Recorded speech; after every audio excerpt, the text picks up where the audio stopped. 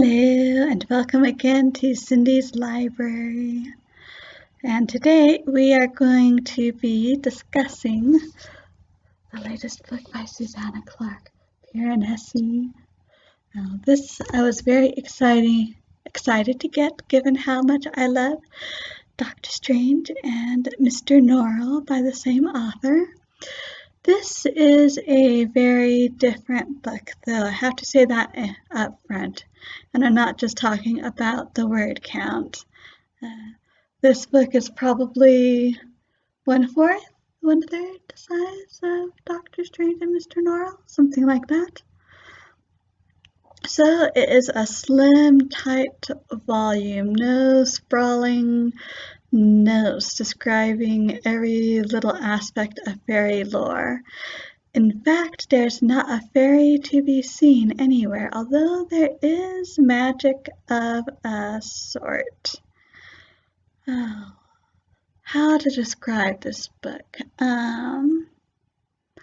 This book is about a man who lives in a house full of endless rooms and corridors that are filled with statues. And spends a lot of his time exploring the house and discovering new nooks and crannies here and there. It would not be wrong to say that there's no one else in the house. There is the only other living person in the house as far as we can see, who visits with Piranesi a couple times a week. And Piranesi is quite attached to the other, and understandable since he's the only other person. There are a number of dead people whose bones he has found, 13 more or less, and exactly how they came to be that way, well, that is a good question, but Piranesi himself is very touched by them, and he is very respectful of them. And for the rest, he spends his time staying alive, which means knowing the tides, for there are tides in the house, and usually it's okay, but sometimes there is something of a surge, and it can become rather dangerous. So he needs to know the tides. And he also spends his time fishing and cooking and things like that for survival. But Piranesi, he is quite content. As it says here in the first chapter, the beauty of the house is immeasurable, its kindness infinite. All Piranesi really needs is the house and what the house provides.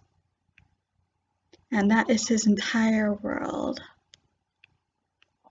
Things change one day when the other tells Piranesi that another person might be showing up.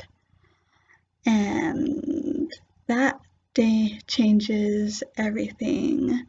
Piranesi learns about the real reason he is in the house. He learns more about the nature of the house itself. He learns something about himself, and I don't think I can really say much more without giving spoilers, except to say that the ending is quite bittersweet and quite fitting. And yes, indeed.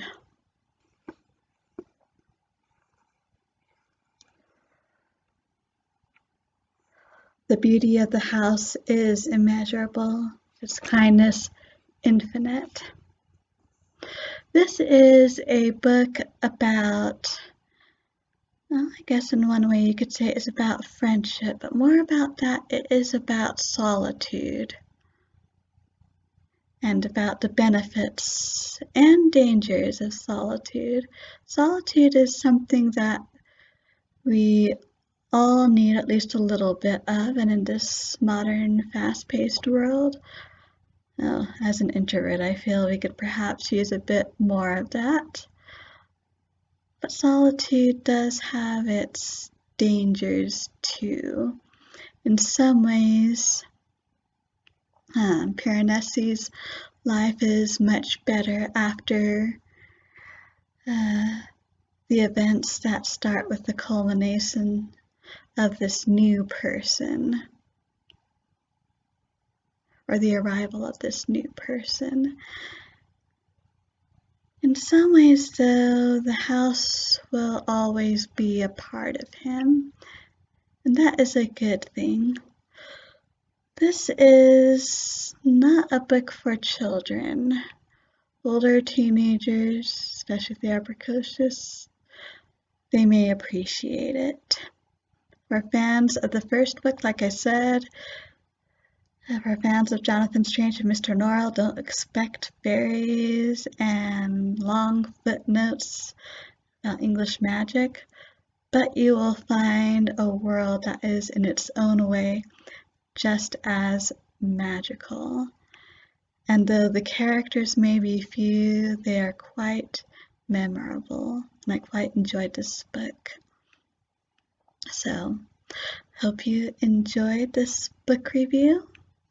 If you have any comments or suggestions, you're welcome to leave them. If you have read Piranesi, I would love to hear what you have. I'd love to hear what you have to say about it. So until next time, I hope you stay safe and happy reading.